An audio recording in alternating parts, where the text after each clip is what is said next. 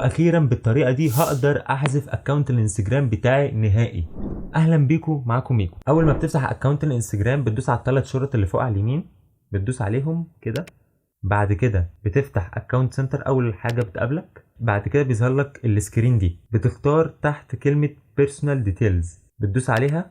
بعد كده ده بيظهر لك كده، ده البيانات الشخصيه بتاعت الاكونت بتاعك. بتختار اخر اختيار.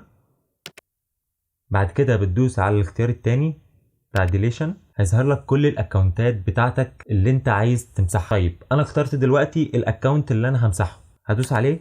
ظهر لي اختيارين. الانستجرام على قد ما يقدر بيحاول يسيبك في المنصه بتاعته، ما بيحبش يمسح اكونتاته كده. فحته ان انت تمسح اكونت ده يعني هو خسر عميل او خسر حد من عنده. فهو بيديك اختيارين، حذف مؤقت او حذف نهائي. الحذف المؤقت ده اللي هو بيبقى اول اختيار، ده حذف هتقدر تمسح الحساب بتاعك، واي شخص مش هيشوف الحساب، مش هيظهر له سجست، مش هيظهر له بيبل يو ماي نو ولا اي حاجه. الحساب هيختفي، بس في اي وقت دخلت الايميل والباسورد هتقدر تدخل للحساب ده وهيفتح معاك عادي. ده في اول اختيار، ده الحذف المؤقت. الحذف النهائي اللي هو اللي تحت الاختيار التاني، ده هتقدر تحذف حسابك نهائي من على الانستجرام، بس في خلال 30 يوم بس. ما ينفعش تفتح حسابك ده نهائي. فهتدوس كونتينيو بعد ما تختار الاختيار التاني. ده بيقول لك تدفع، اللي هو هتحذف الحساب ليه، اختار اي حاجه، اي حاجه، كونتينيو. بعد كده هيقول لك ده عشان لو عندك اعلانات وكده وبتعمل اعلانات على الانستجرام وكده، عادي سيبك منها، هتدوس كونتينيو.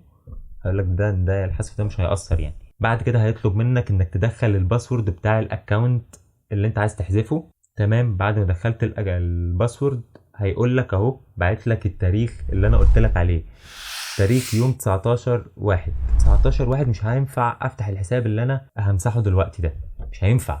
لو جيت فتحته هيفتح معاك عادي، فما ينفعش تفتحه ولا مره في خلال 30 يوم. بس بعد كده عايز تمسح الاكونت هتدوس ديليت اكونت. بس طبعا انا مش عايز امسح الحساب بتاعي. بالمناسبه الاكونت بتاع الانستجرام بتاعي فاضي صحرا زي ما انت شايف. ما تنساش تتابعني عليه، بنزل عليه كل جديد. لينك الحساب بتاعي هتلاقيه في الديسكريبشن تحت. ما تنساش بقى تدعمني باللايك والشير والسبسكرايب.